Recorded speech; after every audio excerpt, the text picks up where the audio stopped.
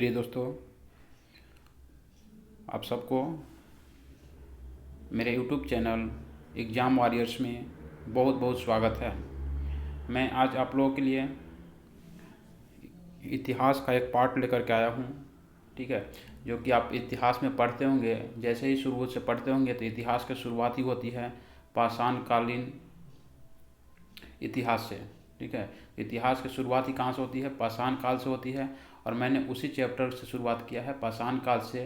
और पाषाण काल से जितने भी महत्वपूर्ण प्रश्न बनते हैं उन सभी प्रश्नों का मैं निचोड़ लेकर के आया हूँ, ताकि आप जो किसी भी प्रतियोगी परीक्षा की तैयारी कर रहे हों तो उसमें आप कम समय में जो है रिवीजन कर सकें, जल्दी से जल्दी। और कम समय में कहीं भी घूमते फिरते रास्ते में हैं, कहीं भी आप यात्रा कर रहे हैं, आराम से जो है आप आधा घंटा के वीडियो में पूरा पाषाण काल के जो है क्या कर सकते हैं, आप रिवीजन कर सकते हैं। क्योंकि आप हर चीज़ को बार बार नहीं पढ़ सकते हैं, हर चैप्टर को या हर सब्जेक्ट को, क्योंकि आप एक किसी भी प्रतियोगी परीक्षा की तैयारी कर रहे हैं तो आपके पास बहुत सारे जो है एक सब्जेक्ट नहीं रहता, बहुत सारे सब्जेक्ट को जो है आपको देखना होता है। इसलिए मैंने एक चीज़ किया है कि कम से कम समय में आप एक रिवीजन के तौर पर कैसे कर सकते हैं, उसके लिए मैंने आपको पाषाण काल से जितने भी महत्वपूर्ण प्रश्न बने हैं अभी तक, जितने भी पीसीएस एग्जाम में पूरे ऑल ओवर इंडिया की बात कर रहा हूँ, केवल बिहार नहीं कर रहा हूँ, यूपी नहीं कर रहा हूँ, पूरे ऑल ओवर इंडिया में जितने ही पाषाण काल से प्रश्न पूछे गए हैं उन सभी पीसीएस का जो है, चाहे आपको स्टेट लेवल का हो या आपको आईएएस लेवल का हो, उन्हें सभी प्रश्नों को मैंने एकत्रित किया हूँ और सबको एक साथ लाने का कोशिश किया हूँ कि आपको कम से कम समय में आपको आसानी से कर सके, एक जगह पे इकट्ठा करके दे सके। तो मैंने आज पाषाण काल से संबंधित सभी महत्वपूर्ण प्रश्नों पर चर्चा करूंगा। अब आपको एक फास्ट रिवीजन के तौर पर होगा, यहाँ पे विशेष आपको क्या बोलते हैं कि आपको डिस्कशन के तौर पर नहीं दिया जाएगा, उस पर जो है एक्सप्लेनेशन बहुत ज़्यादा नहीं दिया जाएगा, क्योंकि एक्सप्लेनेशन देने से क्या होगा, फिर वही चीज़ हो जाएगा कि आपको काफ़ी लंबा वीडियो हो जाएगा, आप देखने में जो है क्या होगा, आप चीज़ को देख नहीं पाएंगे, ठीक है। तो हम कम से कम समय में आपको कोशिश करेंगे कि इसको पूरा करने का, ताकि कम समय में ये वीडियो समाप्त हो जाए और आप आसानी से इसको रिवीजन कर सकें, ठीक है। तो आइए हम देखते हैं, आज देखेंगे आज का प्रश्न जो है क्या है। पहला प्रश्न है रॉबर्ट ब्रूस फुट, ठीक है। इस सब तो नाम सुने ही होंगे, रॉबर्ट ब्रूस फुट। इनका संबंध जो है सबसे पहले ये जान लेंगे कि सब इनका संबंध किस देश से है, तो यूके से है, यूनाइटेड किंगडम से इनका जो है यूनाइटेड किंगडम से संबंध है। किस देश के रहने वाले हैं, तो यूनाइटेड किंगडम, यूके, ब्रिटेन के रहने वाले हैं। इनका संबंध जो है पूछा जा रहा है कि आप ये क्या थे, ठीक है। तो ये जो थे एक आपको भूगर्भ वैज्ञानिक, भूगर्भ मतलब क्या होता है, भूमि के अंदर से जो भी रिसर्च किया जाता है पृथ्वी के अंदर, जैसे हड़प्पा सभ्यता था तो उसके अंदर से चीज़ों को निकाला गया, उत्खनित किया गया, इसके बाद ही पता चला कि ये क्या है, इसमें नहीं है, कितनी साल पुरानी है। तो ये आपको भूगर्भ वैज्ञानिक थे, साथ साथ जो है ये पुरातत्विक भी थे। यानी दोनों ऑप्शन हो जाएगा आपका, ए और बी दोनों इसमें सही उत्तर होगा, क्योंकि आपको ऑप्शन मिला करके नहीं दिया गया है A+B, इसलिए ऑप्शन नंबर ए और ऑप्शन नंबर बी दोनों हमेशा ध्यान रखना है। रॉबर्ट ब्रूस फुट एक भूगर्भ वैज्ञानिक भी थे और एक पुरातात्विक वैज्ञानिक भी थे, ठीक है। अगला प्रश्न में देखते हैं, कोपेनहेगन संग्रहालय की सामग्री से पाषाण, कांस्य और लौह युग का त्रियुगीय विभाजन किया था। कोपेनहेगन संग्रहालय जो है, जहाँ पे पूरे वर्ल्ड की जितने भी पाषाण कालीन सभ्यता की चीज़ें रखी गई है, आपको एक संग्रहालय में रखी गई है। वो पूरे वर्ल्ड में कहाँ पे है, वो कोपेनहेगन संग्रहालय में रखी गई है। तो इसमें पूछा जा रहा है कि पाषाण, कांस्य और लौह युग का त्रियुगीय विभाजन किया है, ये किसके द्वारा जो है आपको इसका विभाजन जो किया गया है, पाषाण, कांस्य युगीन और लौह युगीन के तौर पर, उसके बारे में आपसे पूछा जा रहा है। तो इसके किसने किया है, थॉमसन के द्वारा किया गया है। उत्खनित प्रमाणों के अनुसार पशुपालन का प्रारंभ हुआ था, ठीक है। पशुपालन का प्रारंभ कब हुआ था, तो प्रारंभ की बात कर रहा है, मध्य पाषाण की हम बात करते हैं तो मध्य पाषाण की शुरुआती स्तर, कोई भी जो है काल जो चला तो कोई 1-2 साल नहीं चला, 1000 साल 500 साल जो है ऐसे चला। तो कोई ज़रूर नहीं कि जो 100 साल पहले था या किसी भी चीज़ का जो है अचानक आ जाता है, पहले धीरे धीरे उसका विकास हुआ। तो मध्य पाषाण के जो है, मध्य पाषाण काल के अंतिम, जैसे ही जो है ये नव पाषाण काल से पहुंचने वाला ही था, उससे जो है, और ये मध्य पाषाण का अंतिम स्टेज में जो है क्या हुआ, वहाँ पे पशुपालन की जो है साक्ष्य मिलने लगे थे, ठीक है। उतना डेवलप नहीं हुआ था लेकिन इसके साक्ष्य मिले हैं। तो उत्खनित प्रमाणों के अनुसार पशुपालन का प्रारंभ कहाँ माना जाता है, तो आपको मध्य पाषाण काल में। मध्य पाषाण काल मध्यपाषाणिक प्रसंग में पशुपालन के प्रमाण जहाँ मिले हैं वह स्थान कौन सा है? मध्यपाषाण काल में पशुपालन का जो साक्ष्य मिला है वो कोई स्थान होगा, तो कौन सा स्थान है? आपको यह स्थान है आदमगढ़। आदमगढ़ ये आपको पीसीएस, शायद मध्य प्रदेश पीसीएस में पूछा गया है कि आदमगढ़ जो है आपको कहाँ है, या पशुपालन के प्रमाण मध्यपाषाण कालीन स्तर कहाँ से मिला है, तो आपको आदमगढ़ में मिला है। और आदमगढ़ कहाँ पे है? तो आपको मध्य प्रदेश में स्थित है। निम्नलिखित में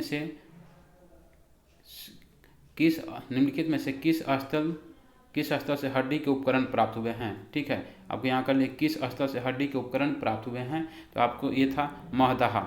महदहा कहाँ है? आपको ये उत्तर प्रदेश में स्थित है। आगे देखते हैं, हड़प्पा हड्डी से निर्मित आभूषण भारत में मध्यपाषाण काल के संदर्भ में प्राप्त हुए हैं। ये आपको किस स्थान से प्राप्त हुए हैं? तो आपको मैंने बात किया हड्डी के अवशेष या हड्डी के जो है आभूषण प्राप्त हुए हैं, जो कहाँ से? आपको महदहा से प्राप्त हुए हैं। और महदहा कहाँ है? आपको उत्तर प्रदेश में स्थित है। एक ही कब्र में 3 मानव कंकाल निकले हैं। मीन्स एक ही कब्र से 3 मानव कंकाल, मीन्स 3 मानवों को एक साथ दफनाने का आपको साक्ष्य कहाँ से दिया गया है? तो ये आपको दिया गया है, इसकी बात करते हैं तो कहाँ से दिया गया है? तो आपको दिया गया है महदहा, जो कि आपको मैंने बात किया ये उत्तर प्रदेश में स्थित है। ठीक है, दमदमा 2 नंबर की जगह 7 का 2 होगा। दमदमा उत्तर प्रदेश से मानव के कंकाल मिले हैं। महदहा से क्या मैंने भैया? महदहा जो है उत्तर प्रदेश में ही है, वहाँ से हड्डी के आभूषण ये सब प्राप्त हुए हैं। खाद्यान्नों की कृषि सर्वप्रथम प्रारंभ हुई थी। देखिए यहाँ पे भी क्वेश्चन में ट्विस्ट होता है कि आपसे पूछा जा रहा है कि खाद्यान्नों की कृषि मीन्स, खाद्यान्नों मीन्स क्या? खाने के लिए एक सुव्यवस्थित ढंग से पूछा जाता है। तो आपको सुव्यवस्थित ढंग से जो कृषि की शुरुआत आपको नवपाषाण काल में हुआ था, लेकिन आपको शुरुआत तो हो गया था आपको कहाँ से? मध्यपाषाण काल से ही। शुरुआत की बात करें तो इसकी शुरुआत जो हो गई थी कृषि को और पशुपालन की, वो मध्यपाषाण के अंतिम स्टेज में ही। लेकिन खाद्यान्नों के लिए पूछा जा रहा है, मीन्स खाद्यान्न के लिए कब होगा? जब कोई व्यक्ति सुव्यवस्थित ढंग से, सुव्यवस्थित तरीके से जो है आपको उपजाएगा, तभी खाद्यान्न के लिए होगा। तो खाद्यान्नों के लिए आपको नवपाषाण काल में।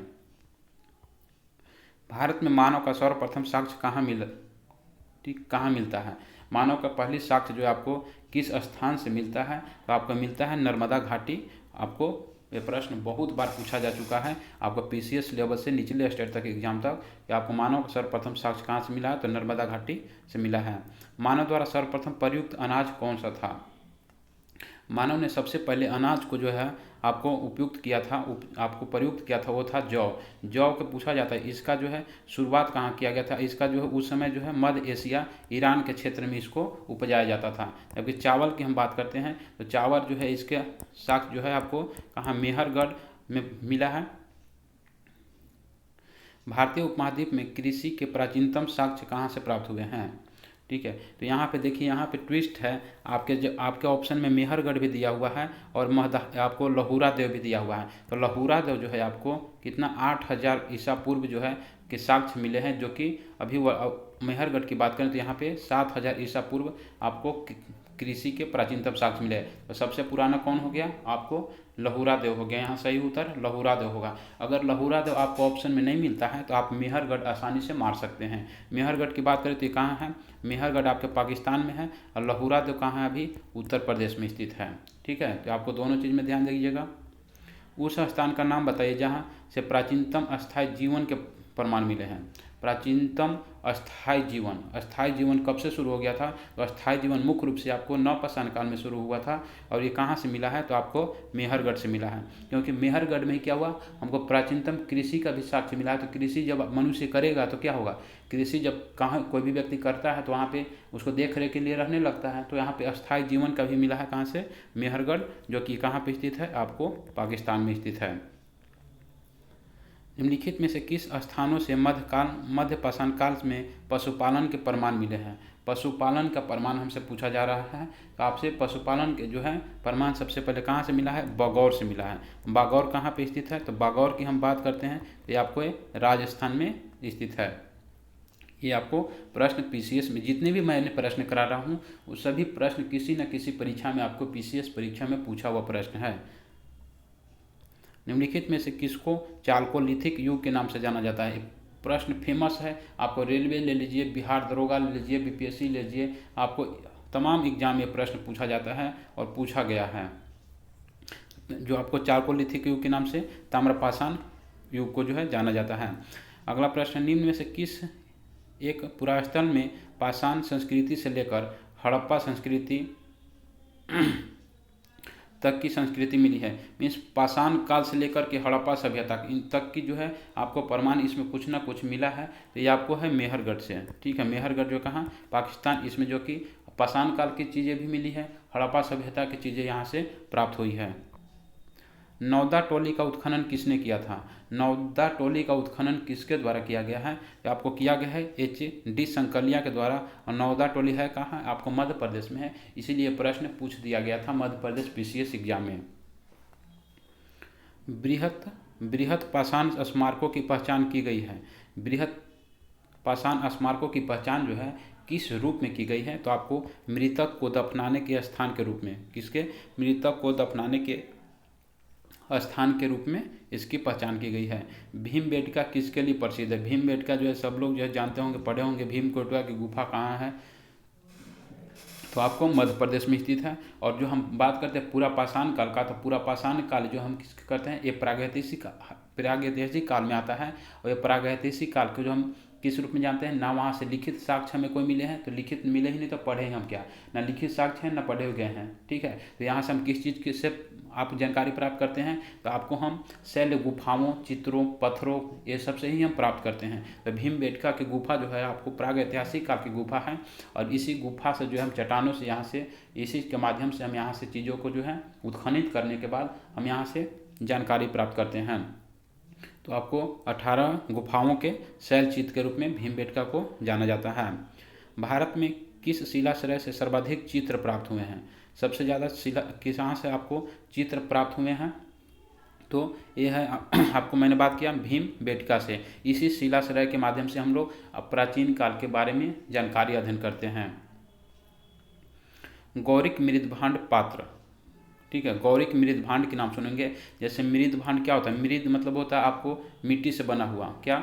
मृद मतलब हो गया मिट्टी से बना हुआ, और भांड मतलब एक हो गया बर्तन। वैसा बर्तन जो मिट्टी से बनाया जाता था उसी हम मृदभांड कहा गया। और गौरिक उसको इसलिए कहा गया कि उस पर क्या किया जाता था, आपको एक रंग किया जाता था, कलर किया जाता था, इसलिए गौरिक मृदभांड या इसका नामकरण हुआ था।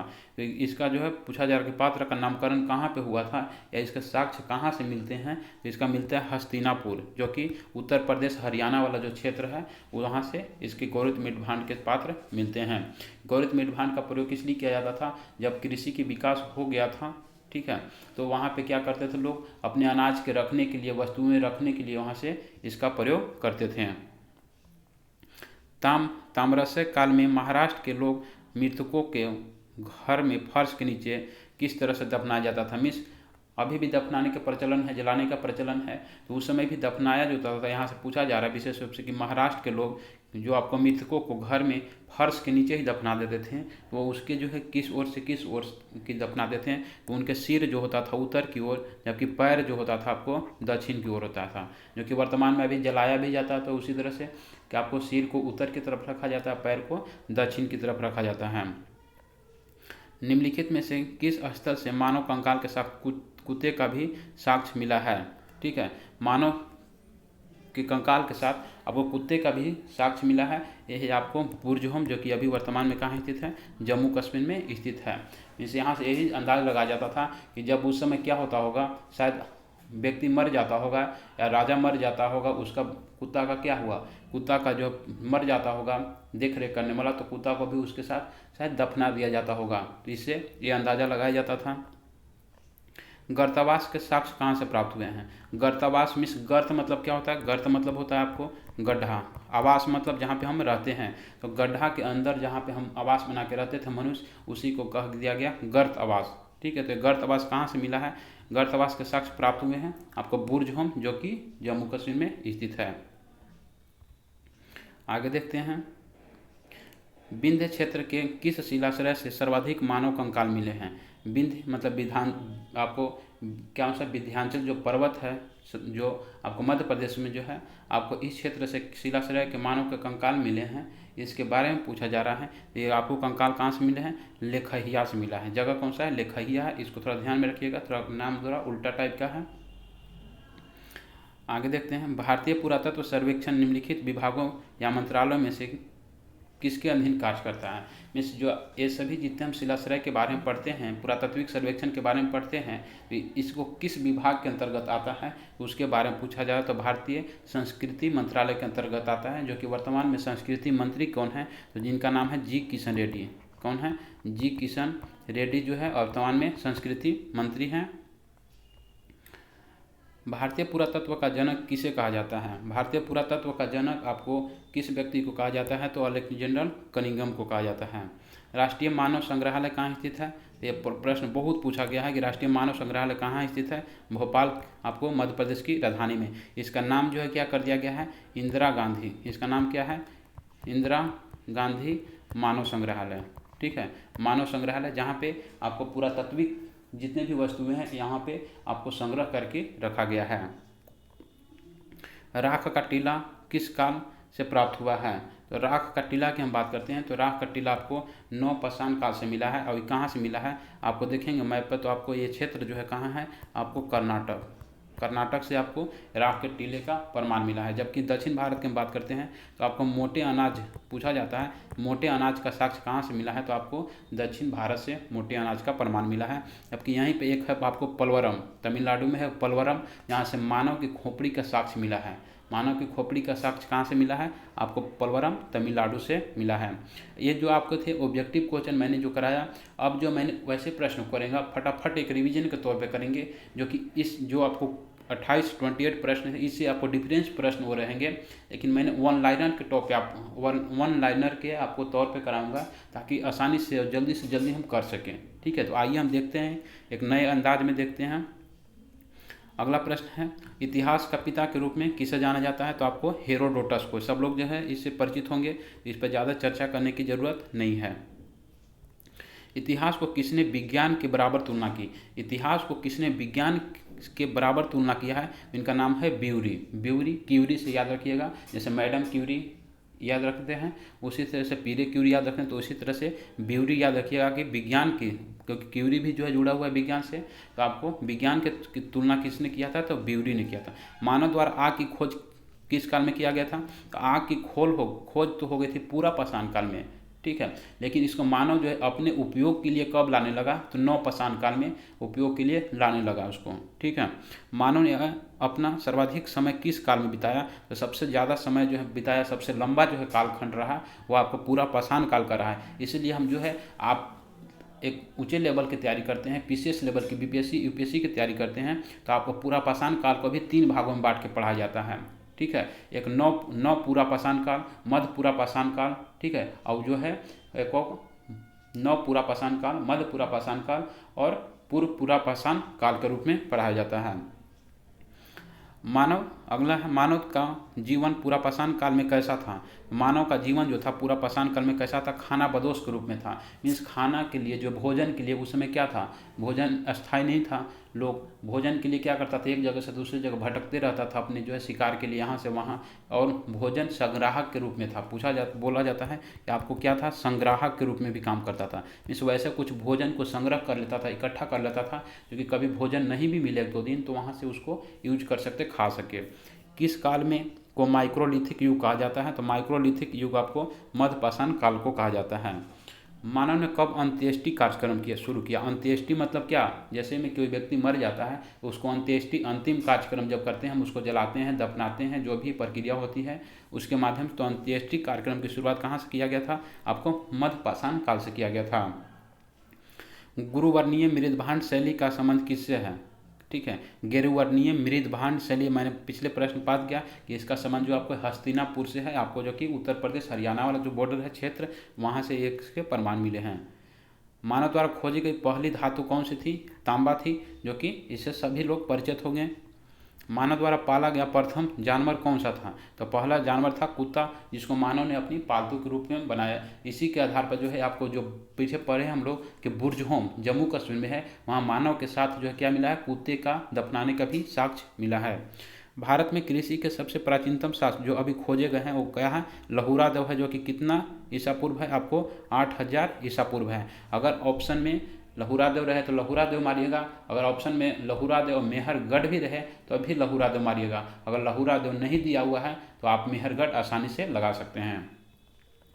मेहरगढ़ की खेती कितने वर्ष पुरानी है? तो मेहरगढ़ की खेती जो है आपको 7000 ईसा पूर्व है, जबकि इसने कितना है लहुरादेव आपको 8000 ईसा पूर्व, 1000 ईसा पूर्व पहले की जो है प्रमाण लहुरादेव मिली है, जो कि कहाँ है लहुरादेव आपको उत्तर प्रदेश है, जबकि मेहरगढ़ कहाँ है आपको पाकिस्तान में स्थित है। आगे देखते हैं लहुरादेव की खेती कितने वर्ष पुरानी है? तो आपको 8000 ईसा पूर्व। मेगालिथिक का संबंध किस काल से है? तो नव पाषाण काल से। गैरिक मृदभांड किस काल में देखे गए हैं? तो ये ताम्र पाषाण काल में इसको गैरिक मृदभांड की देखा गया है। इतिहास का वह काल जिसमें लिखित स्रोत है किंतु पढ़ा नहीं जा सका है। आदि ऐतिहासिक काल जिसमें हम जो है क्या पढ़ते हैं? सिंधु घाटी सभ्यता, ठीक है, सिंधु घाटी सभ्यता या हड़प्पा सभ्यता को हम किस रूप में पढ़ते हैं? वहाँ पे लिखित साक्ष्य तो मिला है लेकिन हम पढ़ नहीं पाते हैं, क्योंकि उसकी चित्रात्मक क्या है, भाव चित्रात्मक उसकी लिपि है, अभी तक किसी की पढ़ी नहीं जा सकी है। इसलिए सिंधु घाटी सभ्यता को हम लोग एक अंदाज के तौर पर पढ़ते हैं, अनुमान के तौर पर पढ़ते हैं। तो आदि ऐतिहासिक काल इसको कहते हैं। लौह युग किस काल को कहा जाता है? ऐतिहासिक काल को, ठीक है, जबकि ऐतिहासिक काल में ही जब लोहे का खोज हुआ तो एक जो है पूरे जो है धरती पर, पृथ्वी पर क्या हुआ, एक क्रांति के रूप में जो है वहाँ से बदलाव हुआ और अलग अलग तरह के उपकरण बनने लगे। वहाँ के माध्यम से जो है सभी चीज़ों में एक जो है विस्फोटक जो है तरीके से क्या हुआ, वहाँ पे एक बदलाव हुआ और मनुष्य आगे की ओर बढ़ा। कांस्य युग किस काल को कहा जाता है? कांस्य युग बोलिए, ठीक है, या आदि ऐतिहासिक युग बोलिए, ठीक है, या सिंधु घाटी सभ्यता, हड़प्पा सभ्यता, इसी सब में आता है, आदि ऐतिहासिक काल में ही आता है, क्योंकि आधा आधा काम हुआ, लिखी हुई चीज़ें मिली लेकिन हम पढ़ नहीं सके। मानव द्वारा प्रथम धातु का प्रयोग किसका किया गया? तांबे का किया गया। इतिहास का वह कालखंड जिसके बारे में लिखित स्रोत नहीं है। लिखित स्रोत है ही नहीं, जैसे प्रागैतिहासिक काल, इसका लिखित स्रोत नहीं है, तो आपका प्रश्न होगा लिखित स्रोत नहीं है तो पढ़ते कैसे हैं? तो हम पुरातात्विक, आपको खदान में पुरातात्विक चीज़ों के आधार पर हम पढ़ते हैं, पुरातात्विक खुदाई में जो चीज़ मिले हैं उसके आधार पर हम अंदाज लगाते हैं और वहाँ से हम इसको पढ़ते हैं। ये कितने वर्ष पुराने हैं, कहाँ से मिले हैं, क्या इसकी जो है उसमें इम्पोर्टेंस रही होगी। इतिहास का वह खंड जिसमें मानव द्वारा लिखित स्रोत उपलब्ध हैं, जिसे सरलता से पढ़ा गया है, आज को ऐतिहासिक काल। कोल्डिहवा जो कि किस नदी पर है? आपको बेलन नदी पर स्थित है। कहाँ पे है? आपको उत्तर प्रदेश में है, जहाँ पे आपको सिंधु घाटी सभ्यता का स्थल यहाँ से प्राप्त हुआ है, जहाँ से चावल का भी साक्ष्य मिले हैं। आग की खोज किस काल में किया गया? तो आग का खोज आपको नवपाषाण काल में किया गया था। कहाँ? आग की खोज आपको पूरा पाषाण काल में किया गया था, लेकिन महत्वपूर्ण उपलब्धि क्या मैंने बताया कि एक क्रांति के रूप में या मानव जो अपने यूज के लिए, प्रयोग के लिए कब अपनाने लगा? तो आपको नवपाषाण काल में। मातृ देवी की प्रतिमा कहाँ से प्राप्त हुई है? तो आपको इनाम गांव से। इनाम गांव कहाँ है? आपको महाराष्ट्र में है, ठीक है। मातृ देवी की प्रतिमा कहाँ से प्राप्त हुई? इनाम गांव से। इनाम गांव कहाँ है? आपको महाराष्ट्र में स्थित है।